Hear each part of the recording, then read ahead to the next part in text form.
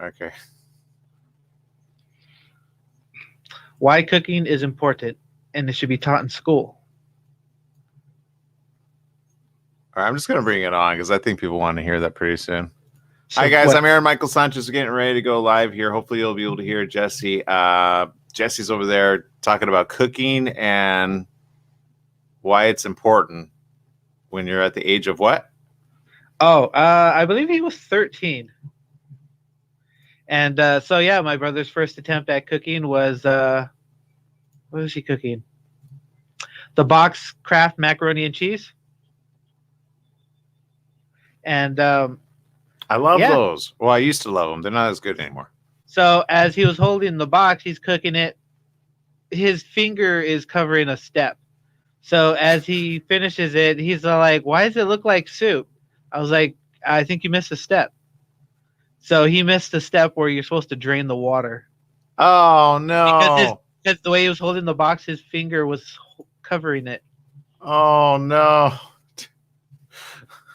Why does it look like? We're about to start in 2 seconds.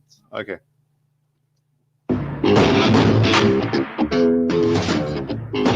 That's right. It's the morning show here on ABC News Radio, KMET 1490 AM with our good friends over there on Facebook, Instagram, Twitter's Periscope. Anywhere you can find us, we appreciate you. On today's show, we got some stories that are hitting the news headlines, including coronavirus. 1% of Californians immunized. It's a slow rollout. They have a lot of challenges happening right there. Freezers are not freezing. People are throwing out vials at a big amount for whatever reason. We're going to find out about all that and more. We got Mr. Jesse Sanchez over there. Good morning, Jesse. Good morning. Lots of weird stuff happening with the vaccines, huh? I mean, even a lot of questions happening in people's minds. Why multiple doses? Why not just one? What's the difference? And then there's ones that are constantly going bad because the freezers are not able to hold the freezing charge, which kind of makes people wonder what happens next. So, question, Jesse, what's going on over there? Right? That I never understood that. Like, they're supposed to be chilled at a certain temperature. I never really understood how that works. Yeah, there's certain ones that do. We had actually a guest on a while back, which talked about the storage of what you need for a lot of these. And some of them do require freezer type conditions, and then others do not. It just depends which ones you have. So there's different requirements for different vials of different vaccines. And as we see in the coming months, I'm sure we're going to see more that are going to happen. A lot of people ask the question, how come if they have a vaccine, A, it's being rushed, and B, if there are a certain limited number, who are they going to, right? So we got some answers around the corner. We want to see what you guys think at social media or what you already know. I know sometimes we know a good amount here on the morning show, but sometimes you guys know a lot more on the other end. So who knows? Maybe we'll have an epidemiologist call in again, which we've had in the past. But as they've always said, some of these things are just, look, a lot of people don't study chemistry, and that's okay. But, you know, these things have to be chilled, just like food, right? Or they could go bad. So, you know, keep that in mind when we talk about vials and such. But again, they do need to be freezed. A good majority of them do. And then, like I said, there's others that just don't. I remember hearing of one hospital which didn't want to invest in the amount of freezers because it's very expensive, right? It's the dried ice type. When you put your hand in, they're that cold. And so, you know, they're like, well, those are expensive. Do we want to pay down on that? I would venture to say, yeah, if you have only so many vaccines available to work for people. But, you know, that's just me. Who knows? We got Jesse. What else is going on in the news as of late? Let's see. I remember hearing, I think 2 weeks ago, or maybe 3 weeks ago. No, I think it was like 2 weeks ago. Somebody destroyed like 500 vials of the vaccine. And I'm just thinking to myself, why would you do that?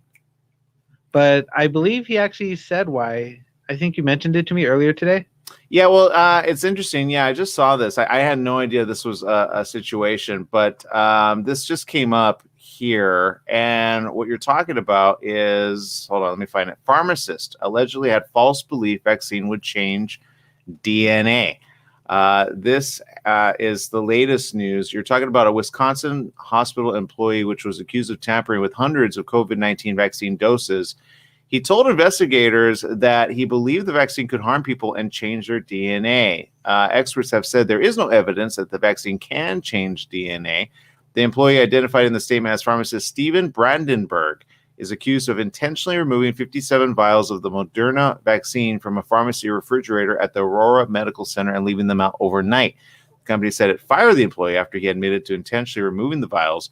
He was arrested last week by Grafton police. The probable cause statement written by a Grafton police detective alleges Brandenburg told investigators he believed the vaccine was not safe for people and could harm them and change their DNA. It also alleges that Brandenburg admitted that the tampering was an intentional act. The detective who wrote the statement also called Brandenburg an admitted conspiracy theorist, but did not elaborate.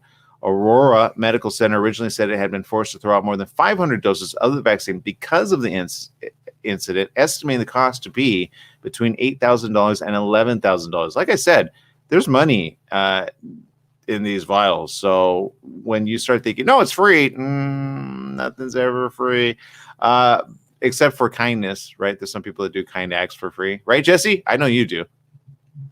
Oh yeah, if I can do a kind act, I will always do it.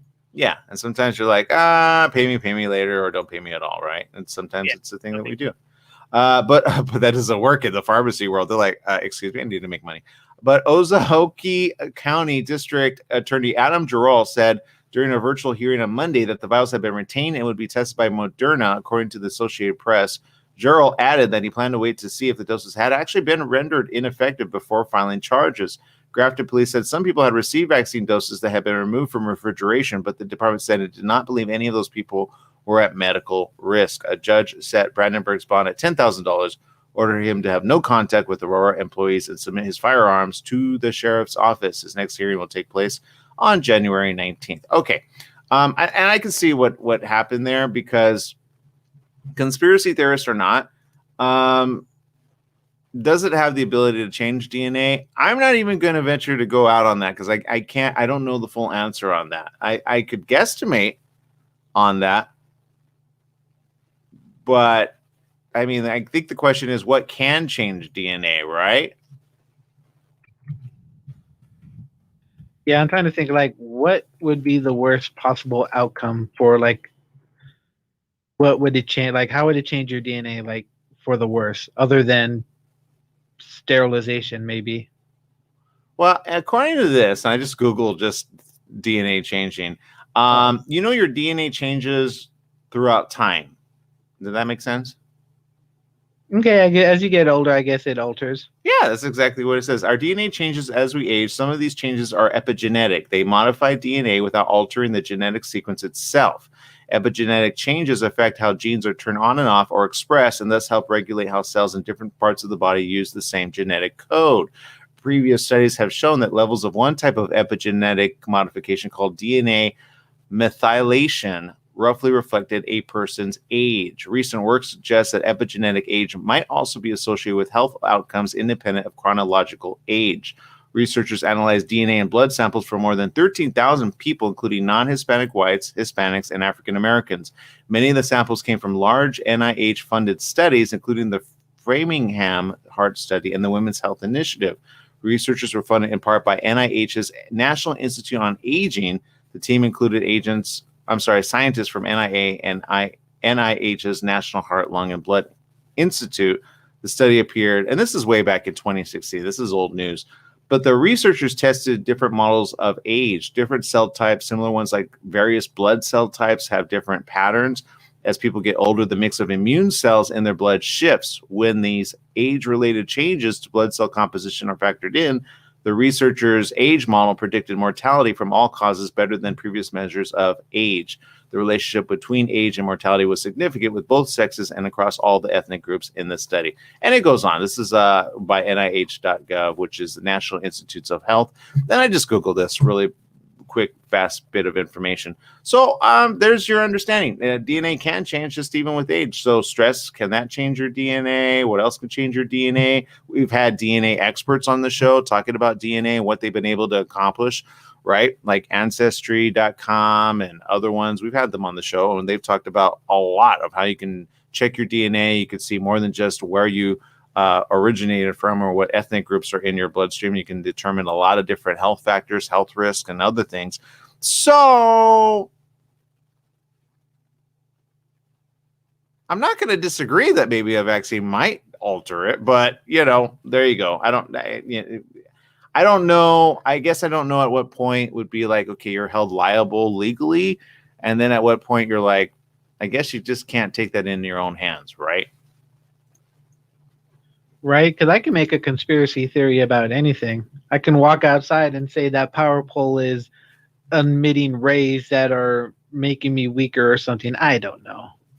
Well, actually, rays are always going around us, and it's true. There's a lot of things, but at the end of the day, I always say, is it going to, for example, some people, how do I say it? Like, okay, there's certain frequencies that can harm your body. True or true? Yes, true. Right. And there are certain vibrational frequencies that actually help heal your body. Did you know that? I'm going to say no. No, you don't. You disagree or you agree? I do not know anything about that. Okay.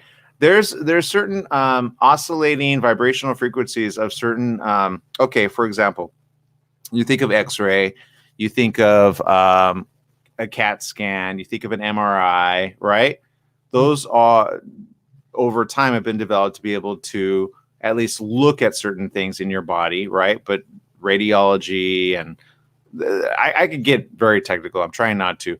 But let's put it this way. There are certain oscillating frequencies that actually help heal bone tissue, help heal blood tissue, and also help heal just skin. And I know that because I did it on my finger multiple times with a special, I forgot what it was called. One of the doctors actually used it, and it sped up the healing process, which was normally would have been 8 weeks, but it turned into 5 weeks. And even the doctors were like, wow. And that was when I broke my finger really bad, and it was all purple, blue, and just gross. And it sped up the healing process significantly. And I was like, wow, that's pretty cool. It's helped people's ankles, people's shoulders. And it's a device that costs a little over $8,000 right now that you can get. And you just put it on the right frequency, and it's more like a warming. Like it's referred to like a laser, but it's not a laser. And you're not supposed to see it with your eyes. But it's the same thing like with skin follicles, right? People that do, what is it called? Epidemiologists or no, what is it? That work on your skin, right? They use those Dermatologist? Yeah, okay, dermatologists but they deal with your epidemiology as well. So, but they have machines that actually can help heal your skin and or burn your skin off, right? And if at the wrong frequency, it could actually cause a lot of harm. So if you could do that on the outer layer of your skin, which is what they do, like they do chemical peelings, chemical stuff, that technically alters the outer skin of your DNA, technically, to be able to refresh to the inner skin below the outer skin, and then to produce more skin so our bodies are able to constantly be renewed day in and day out. There you go. There's the answer. Back to this guy, though. Don't leave vials out. I think that's what we all learned about this. Don't do that. Otherwise, you're held liable. Right, Jesse? Yeah, don't be that crazy guy. Yeah. Does anybody know what I'm talking about? Let's see. Let's go to social media chat room really quick. Let's see. Jesse, Diana says good morning. Joyce Flang from Vlog says hello. Hello, Joyce. Let's see. Katya Wunderland from Switzerland says good morning. Stephanie Reed says hello. Happy editing this glorious day for today's awesome busy day ahead. And there you go. And there's Joyce Flang on her vlog. So very cool. All right, we're going to take a quick break. If you guys understand what I'm talking about, chime in. It's an interesting discussion when it comes to science and technology and the things that actually have the ability to, I don't know about the altering of DNA, but definitely can alter your skin, your muscle, your bone tissue, and much, much more. All right, people, will be right back right after these messages. Stay tuned.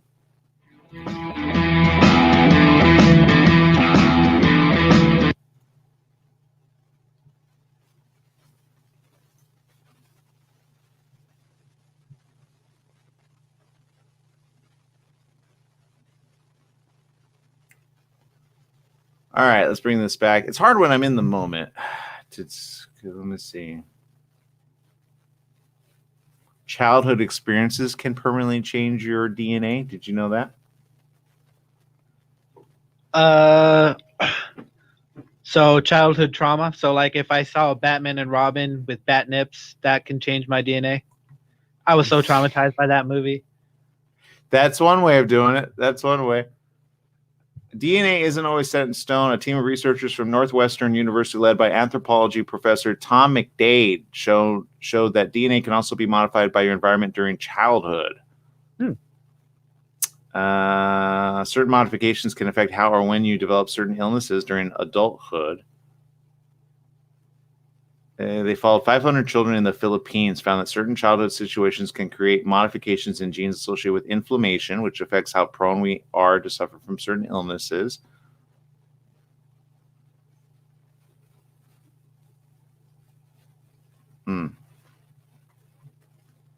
DNA is a really long text made up of a 4-letter alphabet that our cells use as an instruction manual for making proteins.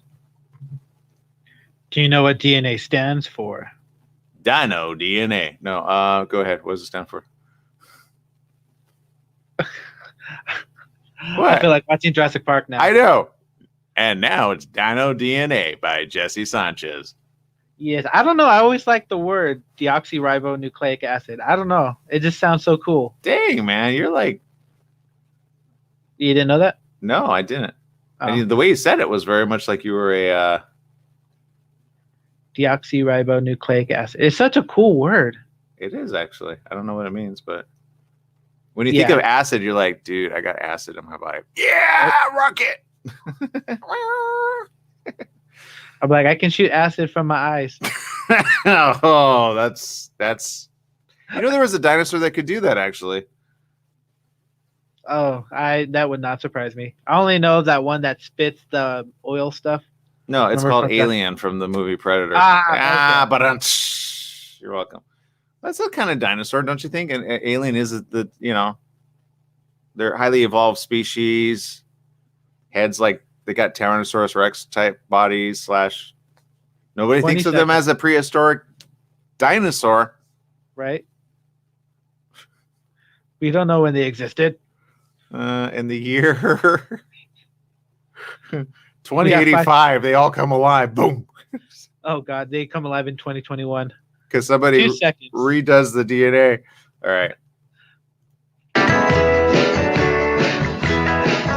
Welcome back. Yes, it is the morning show here on ABC News Radio, KMET 1490 AM. Joining our live stream audience there, Facebook, Instagram, YouTube, and of course, Periscope TV. Thanks for joining us here on the morning show. We like to theorize a lot on this show, and sometimes it gets us in trouble. Really, it does. But I appreciate each and every one of you for spending time with us. Thank you, wherever you're tuning in from. We want to hear about it. We've already got some people tuning in from the local location, like Diana from Downey. Says good morning, Diana. Good to see you there. And Switzerland, thank you for tuning in. Thank you. Okay, lots of stories. Here's a couple stories coming up along the end, and this is an interesting one. COVID long haulers. Do you know what that is, Jesse? No, I do not. That actually sounds pretty weird, but what is it? Kevin Rathel was hospitalized and placed in a medically induced coma after suffering from COVID-19 in April. Months later, Rathel told the medical correspondent, Dr. Tara Narola, that he still hasn't recovered from those complications. According to this, they said there's been a lot of memory loss, being out of breath, a lot of fatigue, a lot of joint pain, things like that. He's not alone. Rathel is one of the estimated 2 million COVID-19 long haulers, survivors who months after being infected with the coronavirus are still experiencing debilitating and often crippling symptoms. Michelle Sogg is another long hauler who says she went from being a fit and healthy athlete to living with chronic muscle pain, fatigue, shortness of breath, and brain fog. She said this, I actually could no longer live by myself anymore. The symptoms were so debilitating, I couldn't get up, I couldn't shower. Sogg is now a patient at UC Davis Health Post COVID-19 clinic. It's one of several new specialty care clinics emerging across the country that are dedicated to treating long hauler patients. The hospital's patients get seen by the most appropriate staff based on their issues. according to this, they said because COVID-19 is so unknown, it's affecting people in so many different ways. It is a multi-step, multidisciplinary process. Dr. Margot Gage is an epidemiologist, mother of two, and another long hauler. She has a team of specialists working with her on her various issues, including skin, rashes, ringing in the ears, and asthma. She describes her headaches to be stronger than migraines and said that on bad days she cannot get out of bed. Her treatment plans are vary based on which symptoms she's experiencing at the time. She says, quote, "We have our own mode of treatment and plan that we carry out. So it's a very one-to-one type of treatment modality, what I am undergoing." And look, at the end of the day, a lot of people are dealing with this, even when they do get well. And I always say, if you could try not to get COVID-19 at all, don't risk it, because you don't know how you're going to be at the end of the day. You've been hearing a lot about this, right, Jesse? Oh yeah, like my main question is like, I hear certain people, they get tested positive for COVID, they get sick for 2 days, and then I'm just talking about normal people, and then you have like certain athletes, they get COVID, and then they're down for like 3 or 4 months, and they can't breathe properly, and it's just like, it's kind of weird how it affects certain people more than others. You know what I'm saying? It's just weird. No, I do. And it kind of begs the question, if you get it, what's going to happen, to you and or the loved ones that you have, right? Yeah, because it's just like, I saw a story about a perfectly healthy 18-year-old woman, and yeah, I think she passed away. She was diagnosed and she passed away within a week's time. But my brother, he's smoker for years, and he had COVID. I think he was sick for like 2 days and then got over it within 2 weeks. So it's really weird how it affects certain people more than others. Yeah, and again, I know that they're testing to see which ones are more at risk based on the numbers that they have, but the numbers are just staggering right now. I think I just saw recently over 350,000 deaths have occurred as of late. I don't know if that's correct news, or I don't know where we stand currently at the death rate on the toll. Do you have that number by chance? No, I do not. But what I do want to do is actually like see how many people died last year, see how many people died the year before that, and just try and figure out how big of a difference COVID made from this year than the year before. You know what I'm saying? You mean on overall deaths for all around the world? Or the U.S. in general. It don't matter. Well, since it's affecting everybody. Yeah. Well, okay. All right. Well, we'll take just the U.S. numbers. Let's see. According to this, that's a good question. We're going to go ahead and check out that information, because sometimes I don't know the answer to that. We'll find out around the corner. Let's see if Google has the answer. We'll be right back right after this. Stay tuned for more.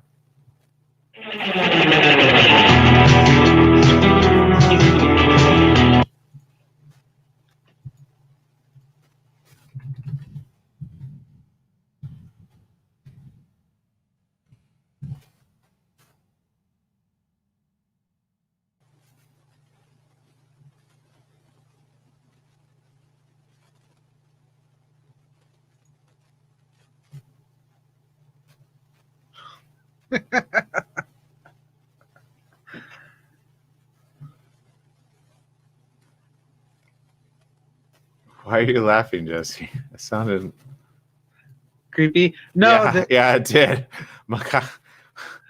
Maniacal, I think is the word. I don't know this. I'm just laughing at how everything is changing. Okay, I got some answer by Our World in Data. And let's put it this way. Let's see. I've got the numbers of how many deaths happen each year in the world. Okay. On average.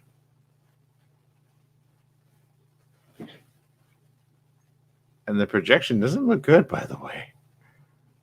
No. Now it goes all the way back to 1950. Wow. Now, how many people we had in the world? That's what I want to know. Population.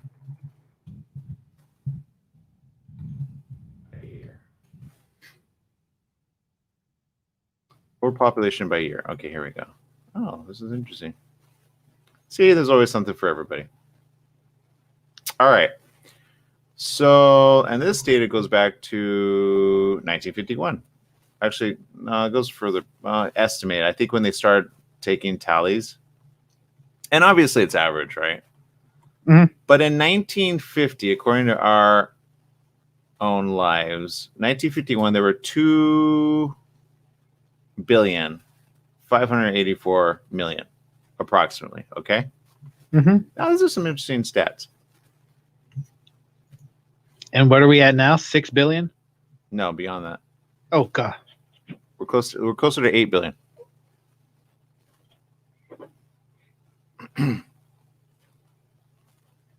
Yeah, I'm gonna throw up some real stats based on our. You were born in what year, Jesse? 1983. Okay, I'll show you a difference, and then between my mom's difference, and this is world population. Okay, so I would imagine it's more because certain areas were less developed than others, right? However, 50 seconds. I wonder in Jesus' days how many people were actually on the earth, you know? Right? That'd be a little bit difficult. We have to go back in time and be like, all right, we need some numbers. Start walking around. I got negative 5,000, which says 5 million actually existed. I don't know where they got that number. This is interesting. Wait, what? How did worldometers.info, world population by year? That can't be accurate because then they can't. The new like North America and South America wasn't discovered yet, so. Yeah, well, that's the thing. That's the question, obviously. Who's taking the data? But right. we're more connected now. We know our data. You know what I mean? Oh yeah, most definitely. Look at how many social media accounts are fake. No, I'm just kidding. Oh. That's right. It's the morning show here on ABC News Radio, KMET 1490 AM. Got Jesse Sanchez over there and myself, which want to know real news from fake news. So we're looking at the data out here. And the question came up. Jesse, would you like to bring up the question again and why you ask it?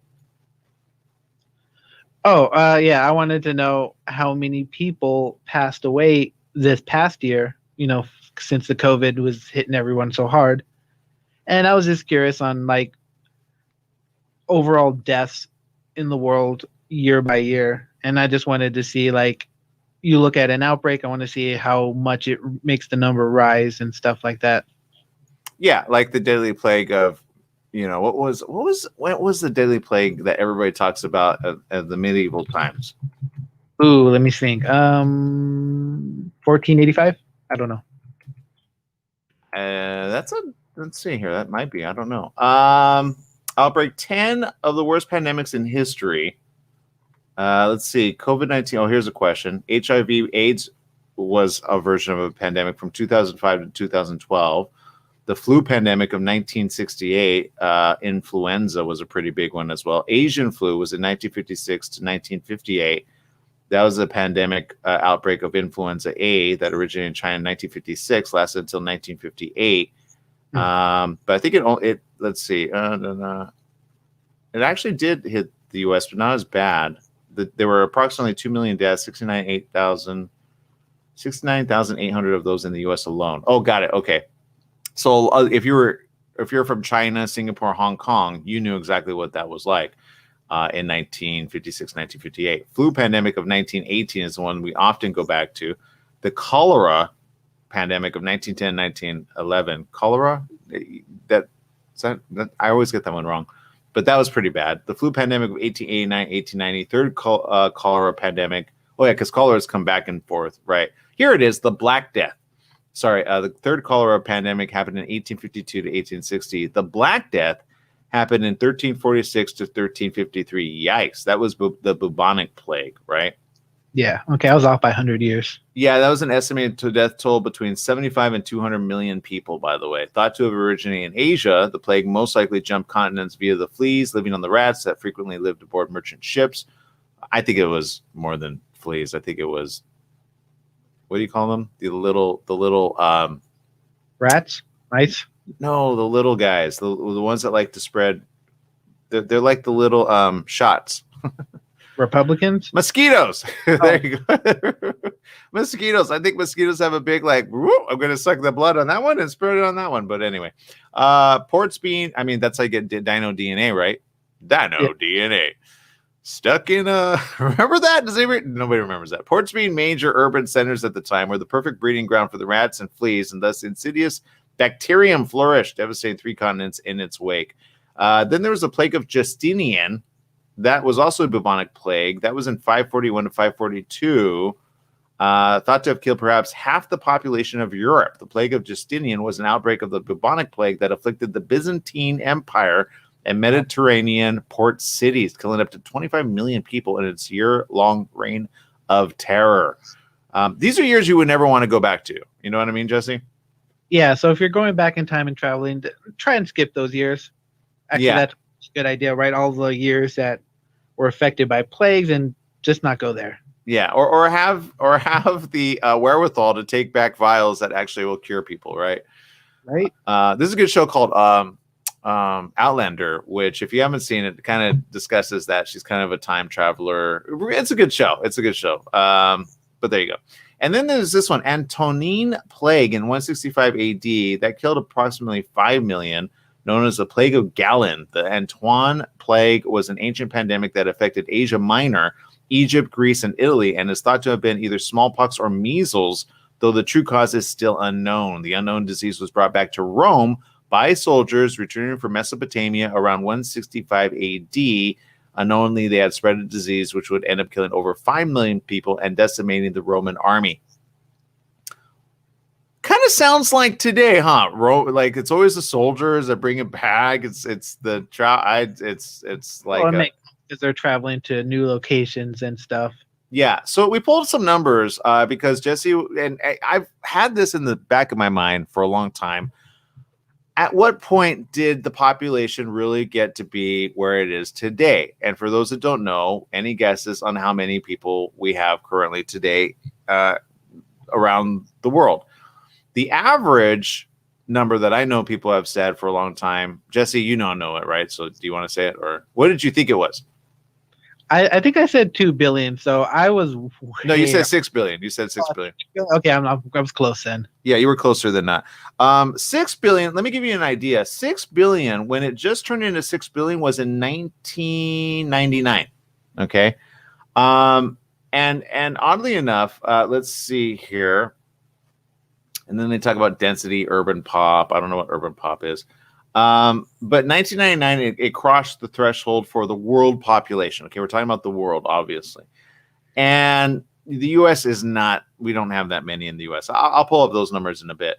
But we got to think of the world, not just ourselves, right? So in 1951, the current number as registered numbers are 2,584,000,000. Okay.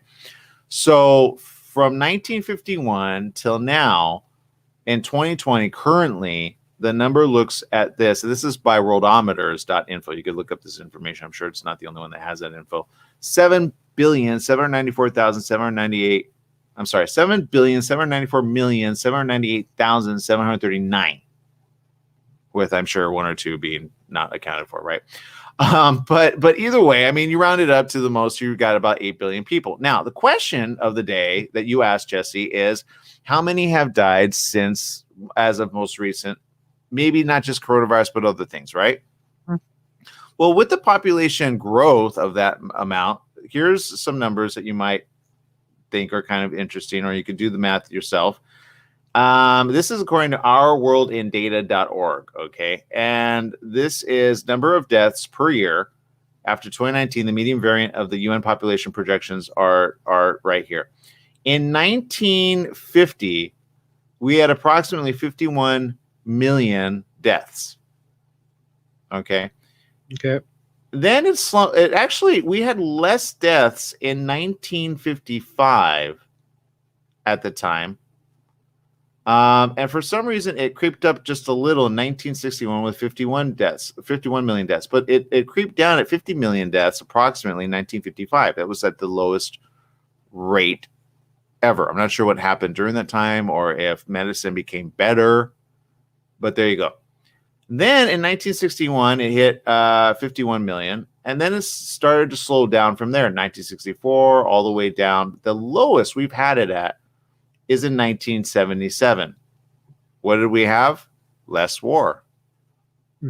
And I happen to have been born in 1977, just throwing that out there. Now, it's neither good nor bad, because then it started to slowly creep up. It didn't pass 50 million deaths per year until 1992, by the way. Okay. And 92, it started creeping up. And actually, where we're at right now, as of 2019, the final tally is 58 million. Now, if you do the math, okay, Jesse, if in 1950 we had about 51 million die, we now have 58 million die. Technically, if these numbers are correct, that's not a bad problem to be in, right? Yeah. Except when you look at the projection rate, which doesn't look good. Never good. The projected rate at the rate of incline based on current situation, and especially the coronavirus pandemic, if we continue in the slow, steady process that we're in, by the year, and I'm doing by 2039, I don't know how old you'll be. How old will you be, Jesse? Let's see. And wait, what year? Well, let's see. 2020, you're how old? 20. I am 30. Forever 21? Okay. We'll put you at 30, okay? 37. So at 30, give it another 10 years, you'll be 40, right? So by 2030, this is how I do quick math without doing math properly. There are projected 69 million that will die if coronavirus doesn't go away. And I'm sure other things. By 2040, 81 million will be dead. And by 2060, 102 million dead. And there you go. And then you got to factor in births. You got to factor in those that are getting sick and vice versa. So at the end of the day, we are at a higher uptick, but we've been at a higher uptick, honestly, since, let's see, 1977 was the lowest, 45 million. It got, I wish you could see this graph. You'd go, wow. Actually, I could share this with some of you. So I'll share this with some of you during the break, but we got to take a break in order to make some money here at the station because we got bills to pay and we got a lot of them. So we are going to take a quick break, go visit our advertisers. But this is just some information I think somebody out there is like, you know what? Now I know. Knowing is better than not knowing. All right. We'll be right back right after these messages. Stay tuned.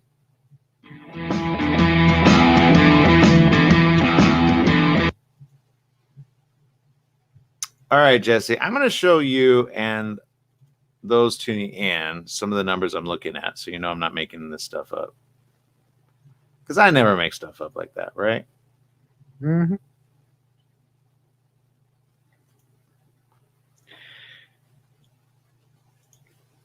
Do you think that they should set up vending machines with COVID-19 tests? I'm sorry, say it again because I was doing something here. What? Do you think they should set up vending machines for COVID-19 tests? Say like in Walgreens or Walmart or someplace where, like a pharmacy type. I think they should set it on the outside, but yes. Okay, that works too. Okay. Like a kiosk that automatically can do it. They have the ability to do that. Okay. Are you looking at my stream here? I could be. Yes, I am. Okay, so this is where I was pulling it just to prove to people. I'm pulling it from somewhere. Okay. So do you see in the year that you were born what year again? 1983. All right. Do you see that? 46.91 million. But you see how the low was right here? Yeah. Okay. And it was higher right here. Again, you had wars happening here, I believe. And then you had peace, relative peace, right? Right. We need to bring back the peace pipe. If that worked, we need to bring it back. Well, this is right. It settled right about here. It started, and then I'm sure healthcare began to be better. Oh yeah, most definitely. Right. So we dipped right here. Then it slowly starts to creep up, but again, so does the population. So let me show you the more people, more death. It's only that's what happens. Right, but not. But oddly enough, I would have expected more. You know what I mean? More deaths than not. Mm. Just based on numbers. So, because we increased since 1950, 1950, we had approximately 2.5 billion people. Now we have 7.8 billion. So, I think that's because of our healthcare system being much as good as it has been. Does that make sense? Yeah. 30 seconds. I'll be right back real quick. All right, thanks. So there you go, some math, some numbers, and there you go. Many people probably wonder, wait, why are we asking these questions? Because Jesse had the question. I think other people ask this question too. Since COVID has had a really bad time. And honestly, some people go, well, you know, what happens in history? And what can we do 2 next? seconds. But we've gotten past the other times. I mean, if we got past the bubonic plague with hardly any good healthcare, come on. We'll get past it. It's just going to take some time. Exactly. And we're back. Welcome back. Yes, it is the morning show here on ABC News Radio, KMET 1490 AM. Joining our live audience there, Facebook, Instagram, YouTube, and the like. Lots of discussions happening. What is going on in the world? We want to know. And if you're just tuning in, we just looked at some numbers, oddly enough, that, you know, kind of beg the question of where are we going? Where are we heading? And no matter what the numbers are, at least if you look at past history, every single terrible plague we had and or pandemic, we were able to pull through it. And thank God we're all alive, right, Jesse? Yes, we are. We will pull out of it. Some people will be kicking and screaming, but we will pull out of it. Yeah, so be careful out there, and be careful if you get cosmetic fillers. Do you know what those are, Jesse? The new My WW Cosmet. gives you more. No, I have no idea what that is. Yeah, that's because you and I really don't partake in that. A recent update from the FDA has many people concerned COVID-19 vaccination may have an unexpected side effect among people who had previously received cosmetic facial fillers. Now, we talked about this about a week ago. But this is the latest news as of right now. Many people who have received cosmetic injections to smooth wrinkles, plump lips, or otherwise rejuvenate their facial appearance are wondering if they should delay. Experts caution that side effects from the cosmetic fillers are so rare, so mild, that they should not dispute people from getting the vaccine. Or, I'm sorry, dissuade. According to Dr. Herlof Lund, a plastic surgeon in St. Louis, Missouri, and president of the Aesthetic Society, is that if you're aesthetically pleasing to the eye? Well, I got questions there. You cannot be part of the Aesthetic Society if you don't take any of these things. It says, we have heard about 3 incidences that occurred in the Moderna phase 3 trial that involved 30,000 patients. So the incidence is very rare. It's a 1 in 10,000 incidence. So don't worry about it. I would expect that from a plastic surgeon going, let me line my pocket until it right. Have you seen the show Botched? No, I have no. Is that what it's called? I don't know. I can't.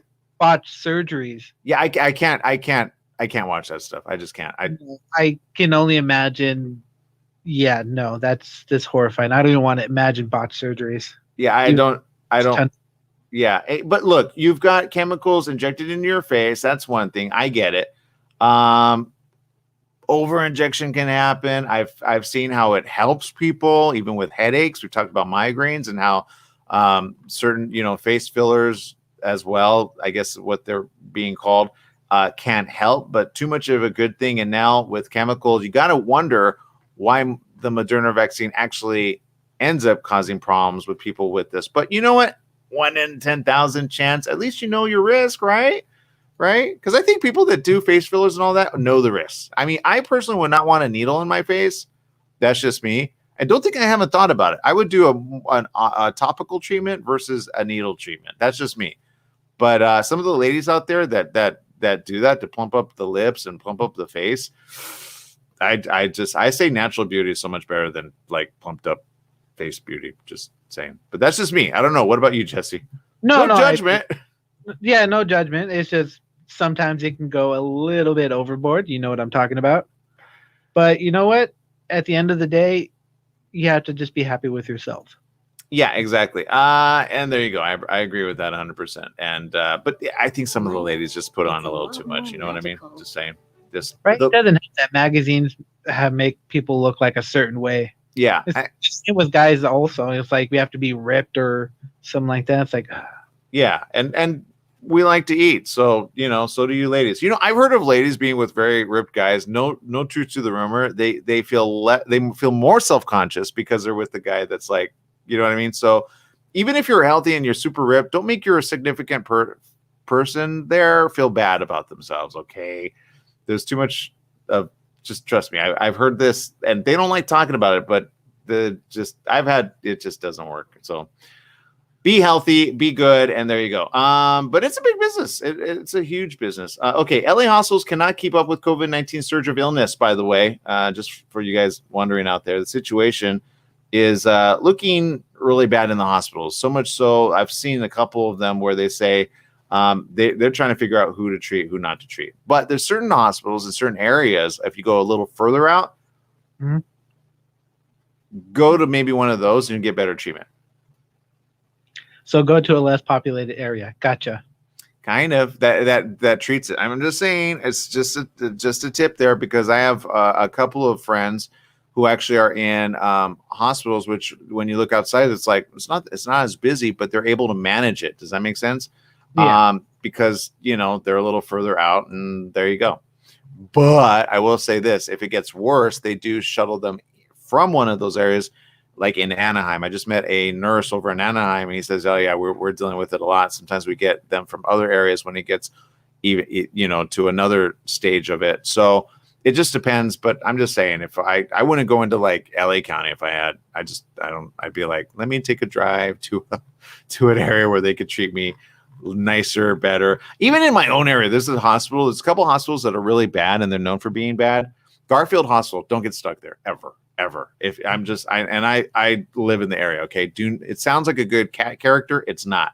Like, the people are overworked, they're overstressed, they're just unhappy. Don't do it. There's another hospital which is just down the street. It's a Monterey Park Hospital. Okay, that's the one I say if you're gonna go there, because there's just less happening there. I think less people know about it, and there's better treatment there. So if you have like multiple places, sometimes, like if you're near Cedars-Sinai has the ability to help you no matter what. Cedars-Sinai is a really good hospital. I've had actor friends and celebrities and people that frequent other hospitals, and then they go to Cedars-Sinai and they're like, oh my God, I'm treated really good. Obviously, look at the location. It's going to be better than most. You go to county, oh man, you're going to be waiting for days to get somebody to help you, which is sad. And that's the huge divide that we have. I feel, if you've got money in this situation, you're taken care of. You don't got money, it's sad. But so there you go. So we've got to constantly fight that. And there you go. I don't get me started on that, because then I'm going to have a big rant on that, and inequality of people and humanity and health and financial despair and blah, blah, blah. But you guys don't want to hear that, right? No. Right, Jesse? What do we want to hear more about? Anything but coronavirus. Okay, let's go to entertainment then, really quick. Let's wrap it up here. A lot of people are checking out TV more than ever, and maybe you guys are seeing some pretty cool shows. I will say there's a cool show that I think people should check out, at least a little, where they matchmake people. Oh man, and I want my mom to comment here because I cannot remember. I think it's called, and it's on Netflix. I know you haven't seen it, huh? No, wait, I don't know. The only thing I've seen on Netflix recently is the new season of Cobra Kai. All right, so there's one, and it's pretty cool. It's like, it's 90 Day Fiance. 90 Day Fiance. Okay, 90, and I'm kind of hooked to it. I saw only a few episodes. I think they need to bring this back and replace The Bachelor with this. Okay, 90 Day Fiance. I think that's the one. Is it this one? I guess it's on TLC. But there's one where they matchmake a bunch of people, and then they basically say you're going to get married. You haven't met them, but their matchmaker makes the match, and some of these are like, those matchmakers did good. And then there's others you're like, oh man, they're just creating drama with those pair. So I'm just saying, I I think it's 90 Day Fiance. I don't know. My mom watches a couple of these, but there's one on Netflix, and I found it, and I was like, I actually enjoy this when they actually take the time to matchmake them. So there you go. It's a real thing, and some actually, maybe it's not 90 Day Fiance because I think that's for the green card. There's a couple of them, but I'll talk about them in the coming days because it's a pretty good show. Let's see. Maybe somebody knows social media. Can you tell me in social media what show that is? I think our comments aren't working, but it's a fun show. They matchmake. They got a bunch of experts, and then they go, okay, let me go find the person for you.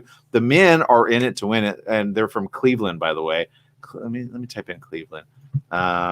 Cleveland, Ohio. But it's better. Some of them even said it's better than them actually meeting like on a dating app. Because so you get married to a stranger that people pick out for you. No, people. Well, like 3 experts pick out for you. Yeah. So and they're experts. One's like a pastor. One is a sociologist, and the other is like a. I really like her. She's very smart. Like relationship issues. She deals with it all, right? So they interview each and every one separately, and they go, well, I think this would be it. So it's not like one person matchmaking. It's like a team, right? Which it should be. And they put like 2 of the couples, which I'm like, oh, they're gonna be forever, like forever. And the guy's like, dang, like you, because anyway, I'm beauty skin deep, I know, but sometimes like personality really just like you see these couples, and when they just match, you're like, they match, and then one of the couples, I'm like, okay, they're gonna have problems. But anyway, I'll get the information for you by tomorrow. It could be, I don't know. My mom watches a bunch of these, but one of them is really good. And you watch it and you go, maybe I can learn something about myself. All right, people, I am out of time here on the morning show. Make it a great day, whatever you do. Remember, life is worth living. Live it well. Make it a good one, everyone. Bye-bye.